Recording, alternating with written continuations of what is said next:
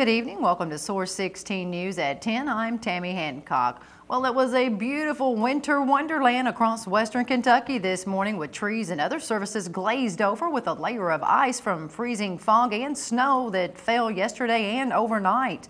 About 2 inches of snow fell across the Source 16 viewing area in just a few hours, with most of the snow tapering off across western Kentucky by 6 o'clock last night, which is when the weather advisory was canceled. While the snow was beautiful to look at, road conditions quickly deteriorated and made driving conditions hazardous across the viewing area, causing over 120 accidents, with vehicles sliding off roads from mid-morning yesterday afternoon through this morning. The Caldwell County Sheriff's Department reportedly worked about 10 accidents, while the Princeton Police Department reports there were no weather-related wrecks within the city limits. Callaway County Sheriff's Department responded to 10 accidents, and Murray Police reports 7 wrecks. Hopkinsville Police responded to 14 wrecks. Graves County Sheriff's Department reports 11 accidents. There were about 10 to 12 weather-related accidents worked by the Hopkins County Sheriff's Department. The Marshall County Sheriff's Department responded to 11 accidents, one of which was an injury wreck. The Ohio County Sheriff's Department reports they had 32 accidents, with 16 of those injury wrecks. According to the Todd County Sheriff, deputies responded to about 14 accidents. And the Tree County Sheriff's Department and Katie's Police Department told Source 16 they did not have any weather-related wrecks. Meanwhile, freezing fog along the Kentucky-Tennessee state line in Fulton County forced the closure of the Julia and Carroll Purchase Parkway for about 3 hours this morning. Sometime around 6:30 this morning, Kentucky Transportation Cabinet spokesman Keith Todd says state police reported 3 injury crashes near the state line. He says a semi jackknifed and several other vehicles ran off the road when the parkway driving surface iced over. According to Todd, police closed the northbound lanes for a time near the state line and slowed southbound traffic through the area. 2 snowplows were dispatched to the area, and with some help from the sun, the parkway was reopened around 9:30 this morning. Todd says Tennessee reported a similar traffic snarl on US 51 between Fulton and Union City. Meanwhile, in Hopkins County, 3 people were injured in a 2-vehicle wreck near Manitou yesterday afternoon.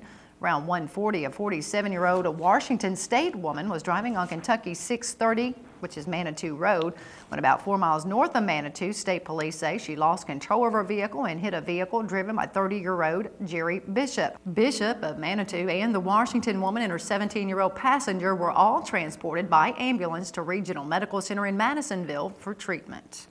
Source 16 now has an update about a weather-related injury wreck we told you about last night on the Greenville Road.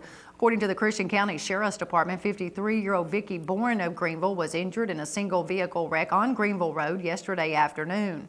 Bourne was reportedly driving up a snow-covered hill when she lost control of her SUV, ran off the road, and hit a tree. She was transported by ambulance to Jenny Stewart Medical Center for treatment. Fort Campbell Boulevard at Clinic Drive was closed for a short time last night while crews cleared an accident scene that injured a Hopkinsville man. According to Hopkinsville police, 29-year-old Mark Slaybach of Crofton was driving south on the boulevard around 6:30, and as he went to turn onto Clinic Drive, he hit a Blazer driven by 24-year-old Joshua McClellan of Hopkinsville. McClellan was taken by ambulance to Jenny Stewart Medical Center for treatment. Kentucky's Attorney General is going to run for re-election. Democrat Jack Conway, who was defeated by Republican Rand Paul during the general election for the U.S. Senator seat, formally filed his papers with the Secretary of State today to run for re-election.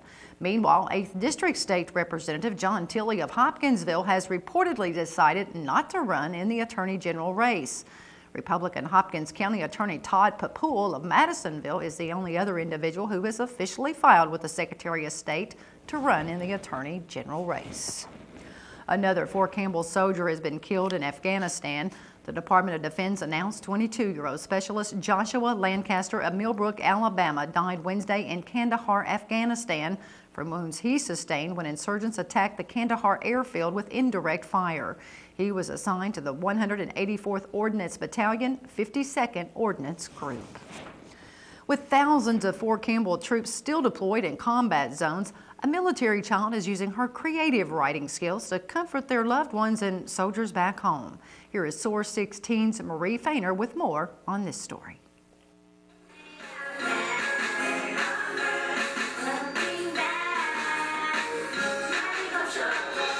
A local 10-year-old is making it her personal mission to show her support to Fort Campbell troops and especially their children. You get hurt, make sure you get to a doctor quick. I hope you will be safe. K.A. Jontu B.G. Davis, whose parents are both Fort Campbell soldiers, wrote a book to comfort her friends while their parents are deployed in combat zones. Well, it's about me and teaching different ways to not get mad or bad or sad. And also it teaches you about the body parts and the multiplication. The 10-year-old says it took her about a year to write the book and that she used a phrase her mother likes to say to come up with the book's title. Davis also volunteers to boost the morale of soldiers. Well, I have birthday parties for the soldiers every year. I give them cake, ice cream, water, and gifts. And I like donating stuff to the Wounded Warriors, donating money to the Wounded Warriors. Remember, being bad is non-negotiable. Marie Fainter, Source 16 News. Murray State University needs your help to win a grant that would benefit the children of Western Kentucky's entire 18-county region. MSU student Stephanie Duncan, an exercise science major and an advocate for good nutrition and healthy lifestyles, proposed a qualifying project for a $250,000 Pepsi Fresh grant. If Duncan's proposal wins, MSU and the College of Health Sciences and Human Services would receive the financial reward to fund her project that outlines plans for a mobile health clinic to serve purchase area schools and communities by providing free health screenings. But she needs your help because the $250,000 grant is determined by votes. Anyone can vote once a day through January 31st by sending a free text to 105545 or to Pepsi at 73774. You can also vote by going online at refresheverything.com/mobile health clinic. Again, West Kentuckians can vote once per day until the polls close on January 31st. 3 Oak Grove police officers were among 22 graduates to successfully complete basic training at the Kentucky Department of Criminal Justice Training. Jeffrey Locklear, Clevin Robinson, and Samuel Suter completed 18 weeks of training, which included more than 750 hours of academy instruction. The Kentucky Department of Criminal Justice Training is a state agency located on Eastern Kentucky University's campus. Police report a Hopkinsville woman hiding a fugitive from justice and the fugitive wanted by police were both arrested yesterday morning on drug trafficking and other offenses. Hopkinsville police report 35-year-old Tasha Haskins and the fugitive Donald Harris were taken into custody around 11:50 at Haskins' home at 531 Foxville Road. Haskins is charged with her second offense, trafficking in a controlled substance, cocaine, complicity, and second-degree hindering apprehension prosecution. Harris is charged with possession of marijuana and drug paraphernalia in his second offense of trafficking cocaine.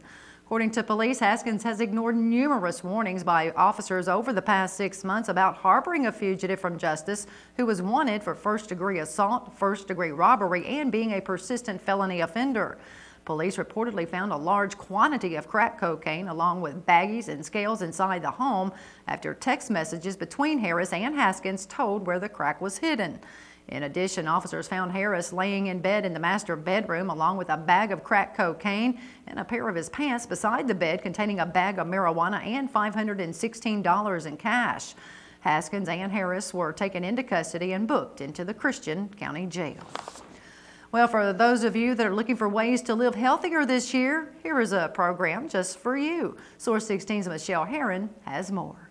The Christian County Health Department, Jenny Stewart Medical Center, YMCA, Chamber of Commerce, and the Extension Agency have all teamed up and created the first Hop Down the Pounds event in Hopkinsville.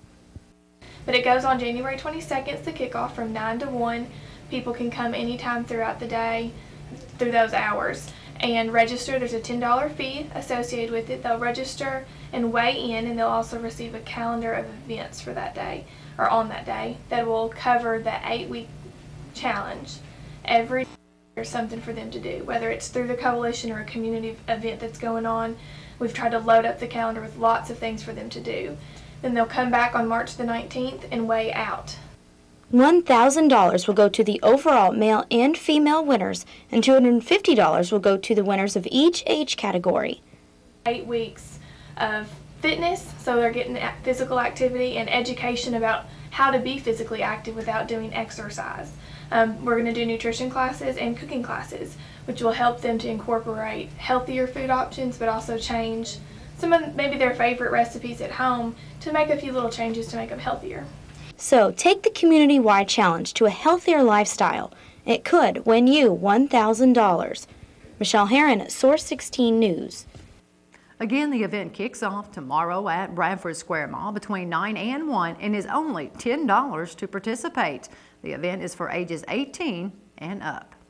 Tonight's Mega Millions jackpot is $51 million and Saturday's Powerball jackpot is $118 million.